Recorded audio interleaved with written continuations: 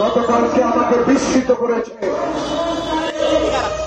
আমাকে আপ্লুত করেছে একজন স্বাধীনতা যোদ্ধা হিসেবে।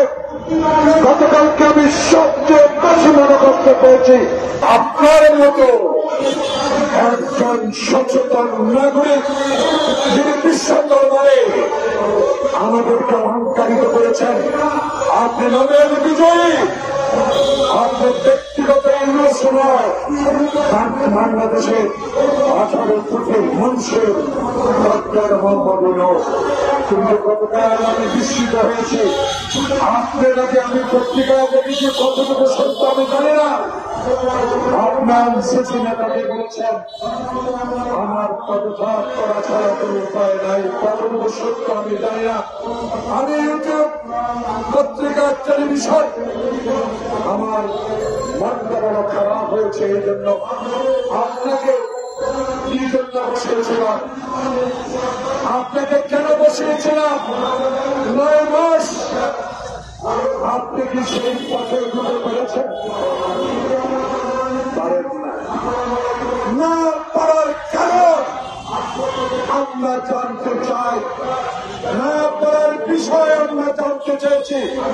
গতকালকার দল থেকে আমাদের স্ট্যান্ডিং কমিটির সিনিয়র সদস্য ডক্টর মুশাররফ হোসেন কি দুঃখে 3 জনের পদত্যাগ চেয়েছেন।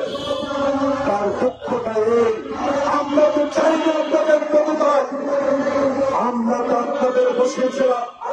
বাংলাদেশের মানুষ যে জন্য আন্দোলন করেছে একটি নির্বাচনের জন্য 9 মাস অতিবাহিত হল, কেন এখনো নির্বাচনের মেয়াদ দেওয়া হচ্ছে না? তাই আজকে তাদের পরামর্শে, সভা পরামর্শে তাদের কাম কোথায়? এখনো নির্বাচনের তফসিল ঘোষণা করা হয় নাই। তাই আমাদের দল বাধ্য হয়ে বলছে আপনাদের 3 জনের আগে পদত্যাগ করতে হবে। খলিলুর রহমান সাহেব কোন রাজপথে মিছিলে ছিলেন? এই সালাম রহমত আপনারা কি দেখেছেন? খলিলুর রহমানকে কোনদিন বাংলাদেশে রাজনৈতিক আন্দোলনে গণতন্ত্রের জন্য, ভোটাধিকারের জন্য, মানুষের সেবার জন্য এগিয়ে এসেছেন? এমন কথাটি উনি বলেন, সেই কথাটি বাংলাদেশের মানুষ গ্রহণ করে না। আপনি তারেক রহমানের সাথে তুলনা করে না। আপনি যেই কাজটি করেছেন, বলেছেন অন্যায় করিত না।